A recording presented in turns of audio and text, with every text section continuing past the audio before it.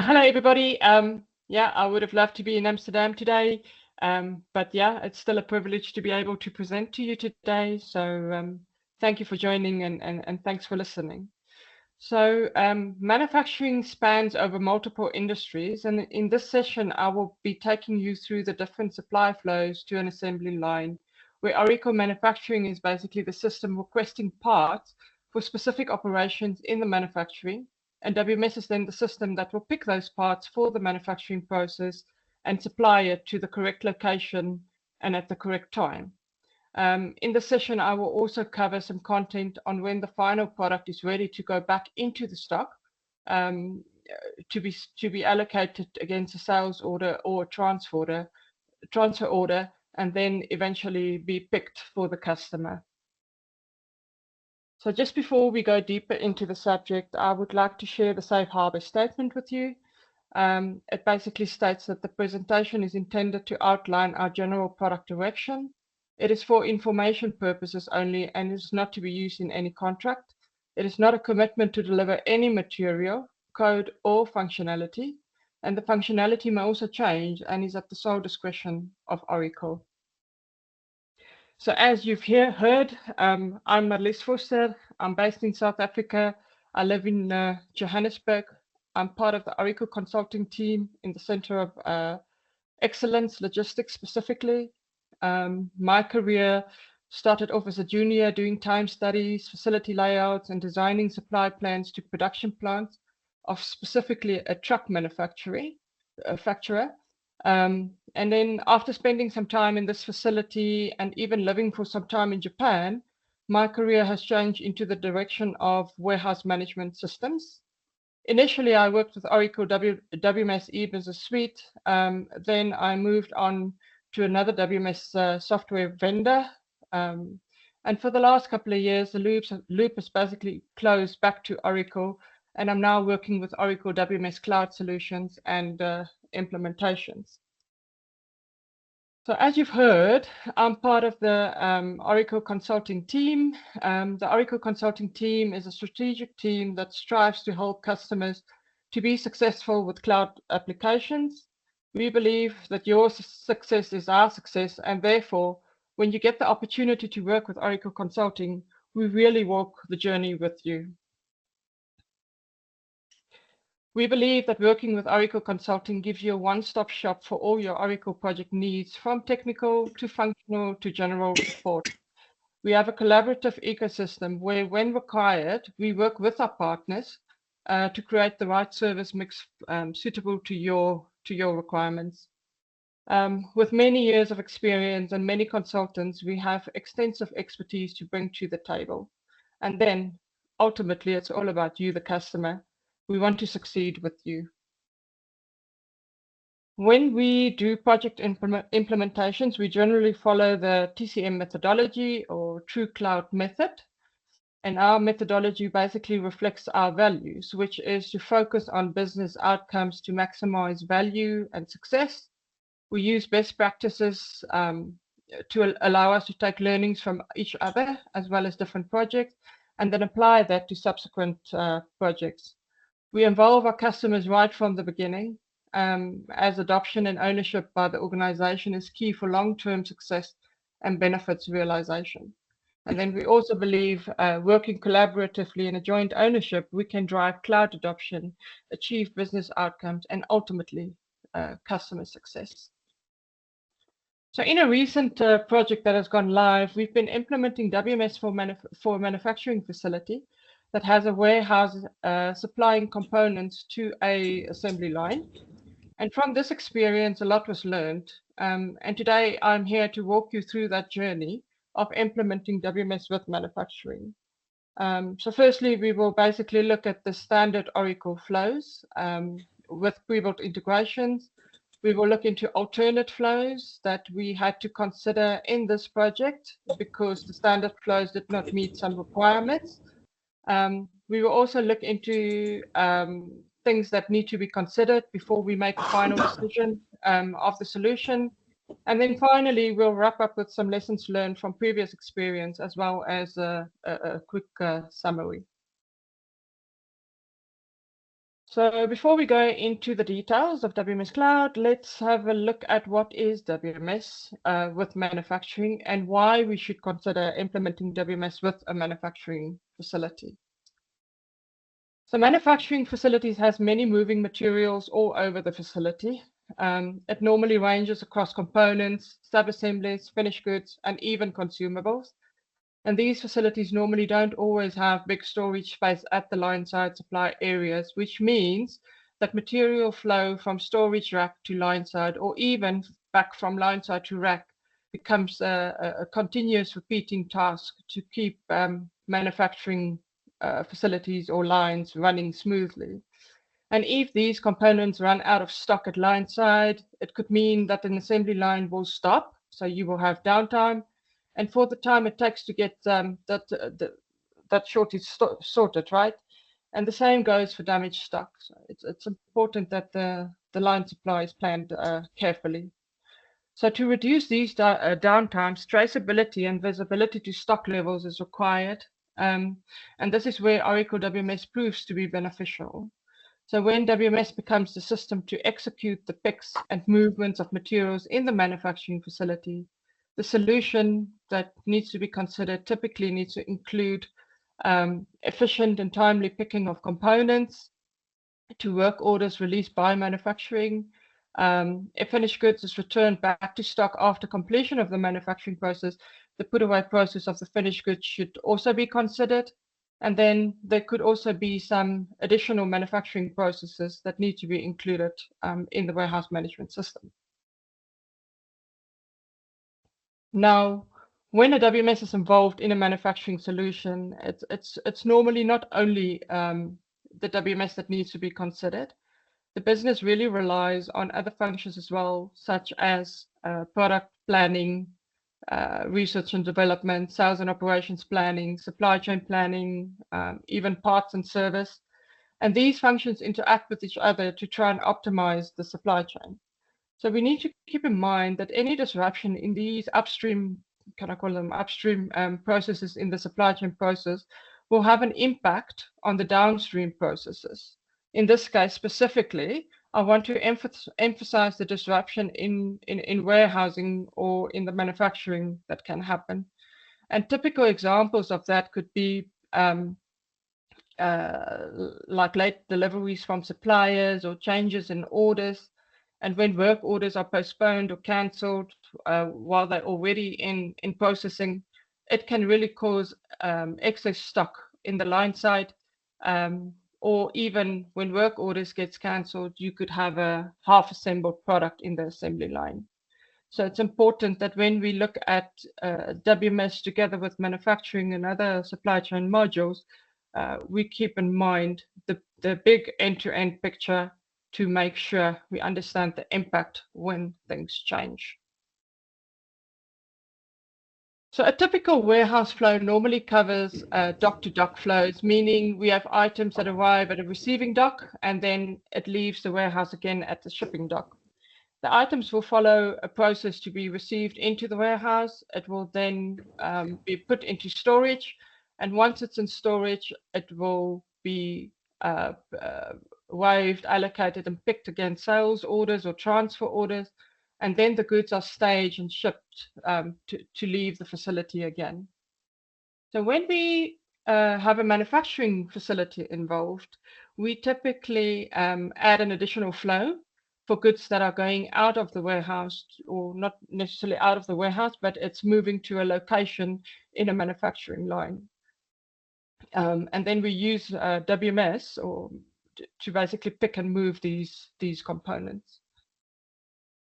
The components that we move are normally stored in racking locations in bulk in the warehouse, and the manufacturing facility will then release a work order, which will then create a movement request to the WMS.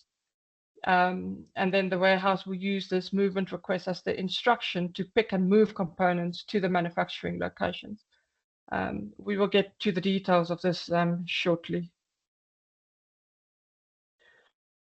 Now, what's important when you consider using a WMS with manufacturing is to understand how the goods are moved from the warehouse to the manufacturing facility.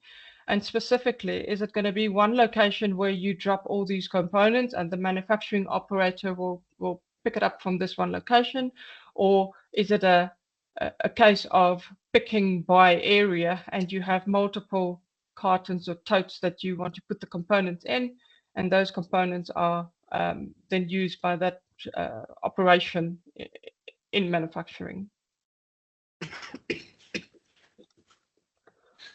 All right. The second flow that we need to talk about is about the flow of finished goods coming back from manufacturing into WMS. So the manufacturing facility will basically initiate a WIP completion, which will create inventory back into WMS. And then we need to consider how that inventory needs to go back into the warehouse. If it needs to be stored until the sales order or the transfer order is ready to allocate it and then ship it out against that sales order to the end customer. Okay, so in this flow, when manufactured goods are completed, the manufacturing operator, as I said, will initiate a WIP completion transaction. That is typically then the trigger in the integration that would create finished goods inventory in WMS in stock. And then after the finished goods is created, a put away transaction can be performed to move that back into the warehouse. So when the WIP completion process in manufacturing triggers this creation of the finished good, the item is normally created with a LPN. So that makes it easy to move the item back into storage. And therefore, when you consider this integration, you would also need to use the print LPN API so that you can print this LPN and apply it to the stock. It is then easy to move this item back into the warehouse. So in a recent project that we've done, what we have done is to map the serial number to this LPN number. So the LPN number essentially became the serial number. And this made it easy because the relationship here was to have a 1 unit of inventory to a one LPN. And if there was issues in the integration for some reason that a label didn't print, the serial number was already visible on the stock, and the users can then troubleshoot easily by looking at the serial number on the inventory to troubleshoot in WMS. Okay, so this is a picture of a typical layout that you can have in a warehouse. It has got many areas, inbound areas, where you normally stage after you've done receiving, quality check areas, if there's quality checks required before you move inventory into the warehouse. It also have the storage areas, your reserve and active areas, and then your outbound areas at the bottom where you basically would do either your manifesting of parcels or loading of outbound loads and then eventually ship it out of the warehouse. So when we have manufacturing flow attached to this or to WMS, it means we need additional locations. We basically need consumption locations as well as finished goods location. On the right hand side in the blue blocks, you can see them. Consumption locations is where manufacturing will basically consume components from during the manufacturing process. And the finished good locations is required for when the finished goods will be created after the manufacturing process has been completed. Now, important here is that the consumption locations are mapped as active locations in WMS, and finished goods locations are mapped as reserve location. And something that's also important is that you need to make sure that since these locations are active and reserve locations, you need to make sure that you exclude these locations from your wave allocation configuration. So depending on the warehouse on how the warehouse location configuration is set up, You can do that with either having allocation zones on location and then restrict the wave to look at specific allocation zones, or alternatively, you can use the area field on your location master to have a specific area for your, can I say, warehousing part and a different area for your manufacturing location. And then when you wave, you only look at the warehouse area to allocate inventory. So also important on this picture is that we only have one consumption and one finished good locations. This would be the most simplest form of setting up WMS and can work for smaller facilities where the walking distance typically is short between the consumption locations and the manufacturing line, or the finished good location and the manufacturing line. In reality, a manufacturing facility is normally big and walking distances can be long. So in this case, it would make more sense to map consumption locations to work centers so that each work center in your manufacturing configuration has its own consumption location. And the same goes for finished goods locations. So when designing the solution, it's important to take this into consideration because the traveling distance can have an impact on your productivity. So for both of these scenarios, the assumption is that the manufacturing facility is part of the warehouse facility. It's under one roof, and it's literally just a move of inventory from storage to line side based on the instructions that's coming from the work orders. So in a recent project, we got this scenario that's on the screen. The manufacturing facility is not under the same roof of the warehouse facility. There's no picking happening in the manufacturing facility. It all happens in the warehouse. They pick the components based on work orders, work centers, work areas, operation combination. And that combination then basically puts the components together into an individual tote. So these totes are then transported to the line side supply location, and then they are consumed by a single work order. So all the components in that one tote is used for one work order, one operation.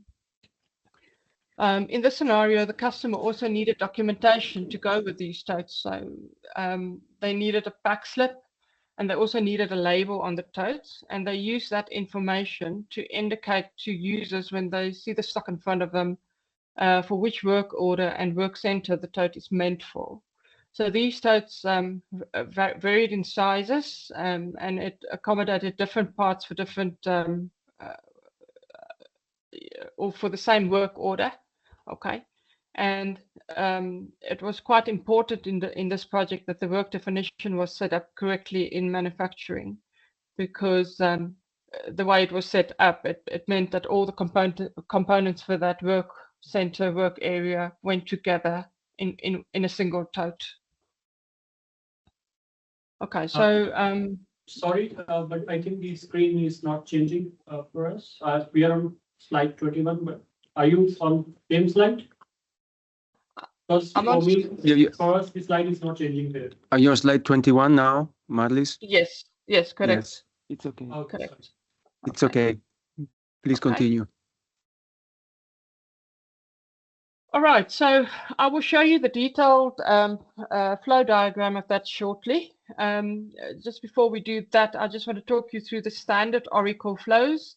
And when I say standard Oracle flows, it's the flows with the standard pre-built integrations between manufacturing and WMS. So the first flow we'll look at is that first flow that I talked about, where we are basically picking components and moving it to the manufacturing facility.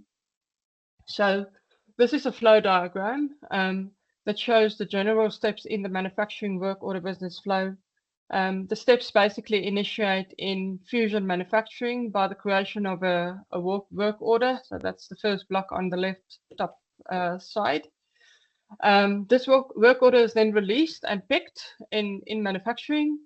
It creates a high-level software reservation in Fusion inventory, and that then triggers the OIC integration, which will create a movement request in WMS. The movement request is then waived with a replenishment wave in WMS. And once the task is completed by picking it and moving it in WMS, it triggers either a pick confirmation or a pick cancellation if there's a short. And then this is communicated back to Fusion Manufacturing to complete the picking action for the supply of the work order or movement request. Now, in this design, we have to be aware that there are two things that we need to take into consideration or understand. Manufacturing has two types of supply operations, okay? And that basically has an impact on how the movement request will be completed in WMS. So the first flow is we can have a supply type operation of pull, and this is linked to a transaction type of work order process pick in manufacturing. So in this scenario, the inventory will remain in the line side location, both in Fusion inventory as well as in WMS, until the backflushing operation was initiated in manufacturing to consume components against the work order. It also then means that we need a subsequent integration from manufacturing to WMS to consume parts, okay, when the backflushing is initiated. In this flow, we typically would set up a sub-inventory with a locator for each consumption location in Fusion. WMS will also have the same locator as an active location. Important in the pre-built integration is that the barcode of the active location in WMS should map to the locator in Fusion to make sure that when backflushing happens from the manufacturing side, parts are consumed from the correct location in WMS. Now, the second flow that we can have is a supply type operation of push. So this is linked to a transaction type of work in process material issue in manufacturing. Okay. So in this scenario, inventory will be consumed against the work order as soon as the move request is completed, and the inventory is no longer available in WMS. It gets consumed immediately. Because the inventory is delivered to the work order directly at this point. In this scenario, typically we would map work center codes to WMS to WMS locations. Okay, because the work center will not hold any inventory. Okay, another point to consider in this flow is that movement requests are executed with the replenishment wave configuration in WMS. And the replenishment waves cannot perform any cubing, or it cannot print any documentation or labels. When we execute these tasks, it's all executed on the mobile devices. Okay, so the second flow, we will go a bit deeper into detail, is basically when the finished good is now completed in manufacturing, and we want to move that inventory back into WMS to store it. So this is a diagram that describes the pre-built integration of how that can happen. So on the left-hand side, it basically describes how inventory is consumed when we use an operation, a supply type operation pool configuration in manufacturing. So basically, when we report the material transaction or the backflushing, we will consume the inventory from WMS as well. On the right-hand side, it describes the finished good completion. So when we initiate the work completion in the manufacturing facility, we can either create that finished goods with an LPN or without an LPN. When it's with an LPN, we would need reserve locations, and without an LPN, we would need active locations to complete that inventory into. In the pre-built integration, there are also other transaction types that can be initiated from manufacturing and which is covered. It's quite a long list. Those are your work in process material issue. We can handle work in process negative material issues. We can do work in process material returns or negative returns. As I've said, the work in process product completion, work in process product return. It can also handle miscellaneous receipts and miscellaneous issues. Okay, and then from 24C release, there was a new, so initially this integration had to be built with separate APIs. So in the 24C release, a new API became available to perform transactions on manufacturing work orders for issue and completion. So in order to provide the customers using manufacturing and WMS the ability to directly issue components to work orders, the new manufacturing transaction API has been introduced. So that's what it's called. Which basically allows manufacturing, inventory management, or any other application to record material issues or product completions and transaction reversals in a single API. So it's a common API which supports both issues and completions. And in this release as well, there was an additional screen added to WMS. It's called the From Manufacturing Transaction Header screen, which basically allows you to view information regarding this API directly in WMS. So on that screen, you can filter and export the records that were sent to WMS. You can view the manufacturing operations, and if the item is serial tracked, you will even be able to see the serial number in the record. And then if there was failures that came for integration failures for some reason, maybe the item didn't exist or whatever the case may be, it's maybe not in the item master, you can see those failures in that screen and then resolve the failures directly in WMS, where previously you had to resolve those issues in the integration layer. So that's quite a good thing that got added in 24C. Okay, so that was the standard flows that we have working with movement requests.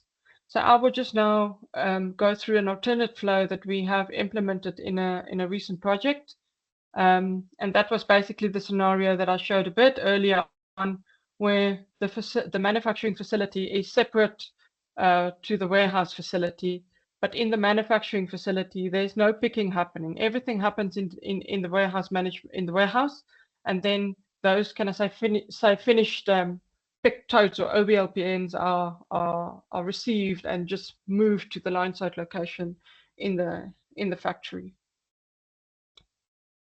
So this was the high level design of how Oracle Consulting managed to design a make to order flow together with the separate manufacturing facility from the warehouse. So here the process basically started off with the creation of a sales order. And there was a process, if the sales order did not have inventory, supply planning basically created a work order in manufacturing. We then, in manufacturing and inventory, ran the pick slip generation program with pick slip grouping rules. And this was done to make sure that we can get pick orders in WMS for the work order, work center, operation combination. The integration was then built to create a pick order, which is a normal outbound order in WMS. And this was really needed because we needed documentation to go with these totes, a pack slip as well as a label. So these orders are then weighed, picked, packed, and shipped into a single OBLPN, like I said, into WMS. So we use the pick slip grouping rules to determine what needs to go into an OBLPN. And in the wave template configuration, we enabled cubing as well. And the reason for that was the business wanted to print labels before they started the picking process. They used those labels to initiate the picking process as well. And then they would put that label into the tote together with the components. And then also they use that label to receive again in the manufacturing facility.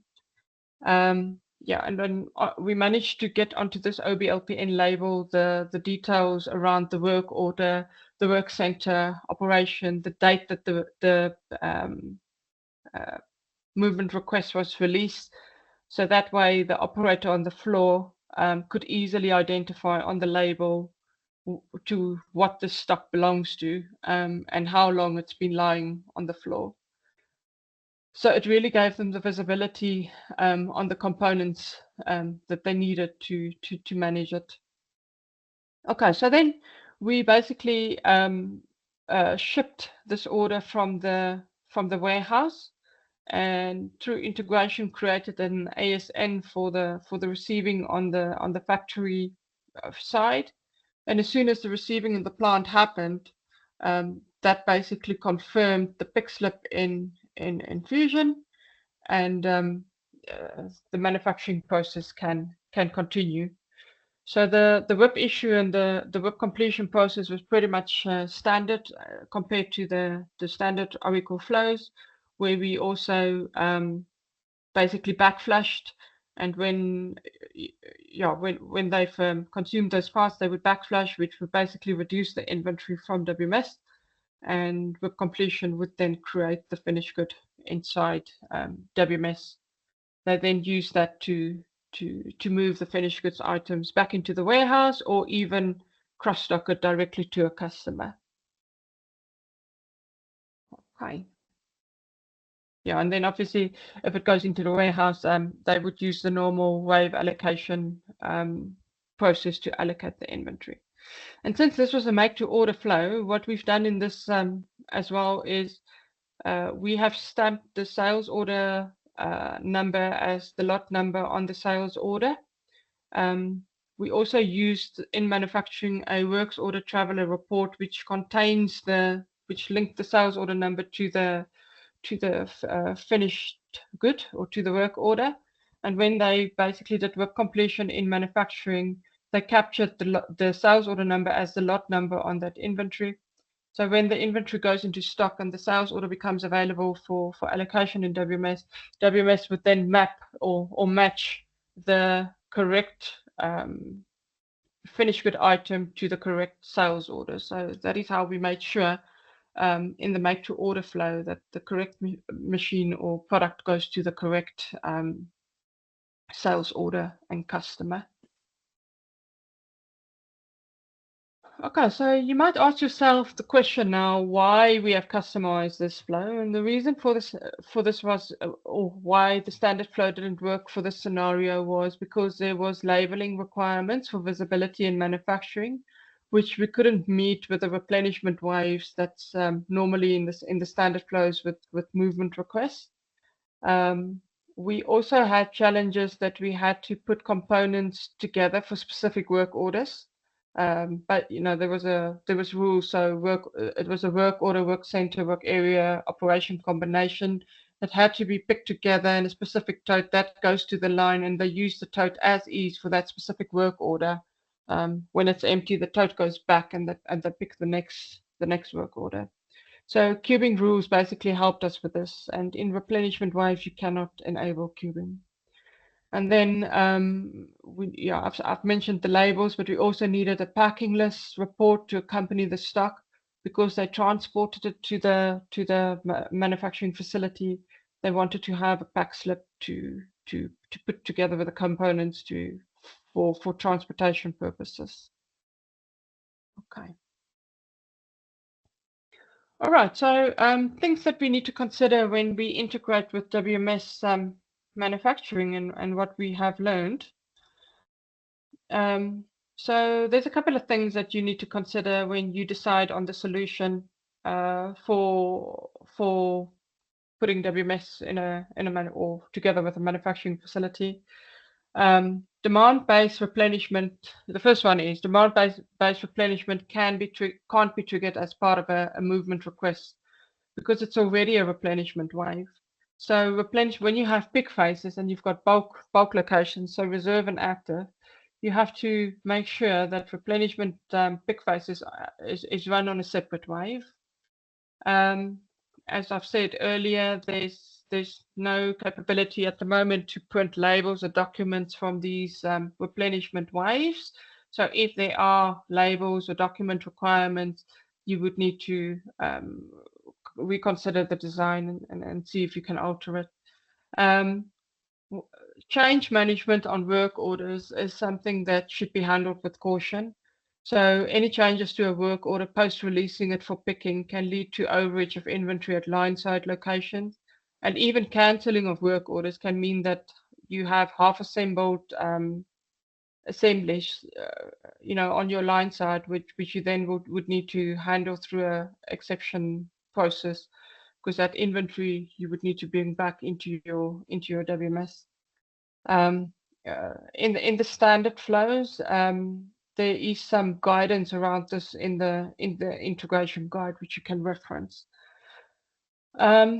Then important, you should not have any detailed reservations made in manufacturing for a WMS organization.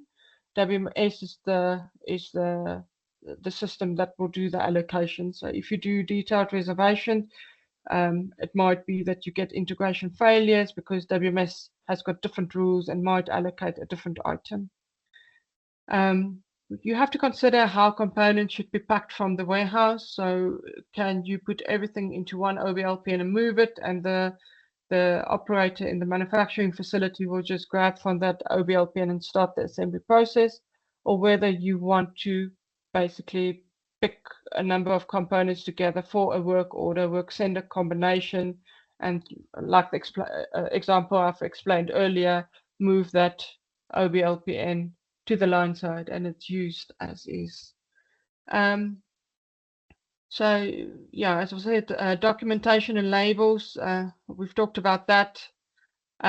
You also need to understand what is the visibility that you need for the goods in the warehouse. So do you want to track your inventory in your line side locations or not? Is manufacturing going to use a push or a pull supply type operation? Because that will impact what stock levels you are able to see in WMS.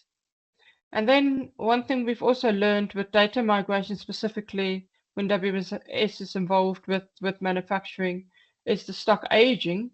When you take on inventory in your data migration cycle, it could be that you still want to fulfill your FIFO or your first in, first out rules, and then the data migration might become a challenge. What we've done in a previous project is to consider, or we use priority dates. So we created an ASN, populated priority date, and WMS then basically used those priority dates to make sure that we still comply to the first in, first out rules of the business. Okay, some lessons that I'd like to share that we have learned from previous projects. What's quite important when WMS is involved with a manufacturing facility is that you involve the users right from the beginning in the decision-making process. It really helps with the change management process. It helps them to understand the solution when there are changes compared to how they are currently working. So get them involved as quick as you can. Then end-to-end process flows need to be drafted also as quick as possible. And when I say end-to-end, it's not only WMS. It involves also the upstream and the downstream systems so that you can understand clearly what the impact of changes are. It is also important, what we've learned, to make sure that super users are available for testing as well as go live. Another thing, keep the solution as simple as possible, and especially when manufacturing is involved, try to stick to the standard flows and keep the consumption and the completion locations as few as possible. Okay. Dependency on third-party integrations. I'd really recommend using OIC. Third-party integrations can complicate the integrations, and it can also have an impact on project timelines. For data migrations, make sure that the stock is physically and systematically in the same place. We've seen where it's not the case, and that then caused chaos, especially with backflashing and where the messages are coming from manufacturing to WMS. And then it's important that you show your users how to troubleshoot, right? They're working now in two systems, basically.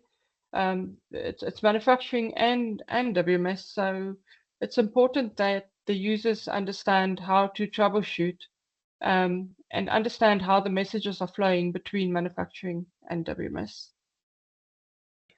Okay, then a good thing is also to make sure that you have sufficient WMS environments when you do testing and training. that just helps that people doing training can play around in the system and get themselves comfortable while testing is also happening. When you do or derive your test cases, it's important that you take into consideration your end-to-end process. Initiate the order in order management if required, create the work order in manufacturing, let the integration flow, and make sure that you follow the end-to-end process, not only processes within WMS itself. And then when you draft the test cases, make sure that scenarios from the source systems are also covered.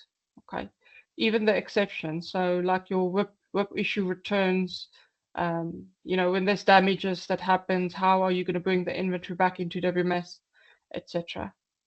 And then the data quality, lastly, is also, but not the least, is very important. So when you test, it's quite important that we make sure when we do testing that we use data as close as possible to reality or what it will look like when the system's live.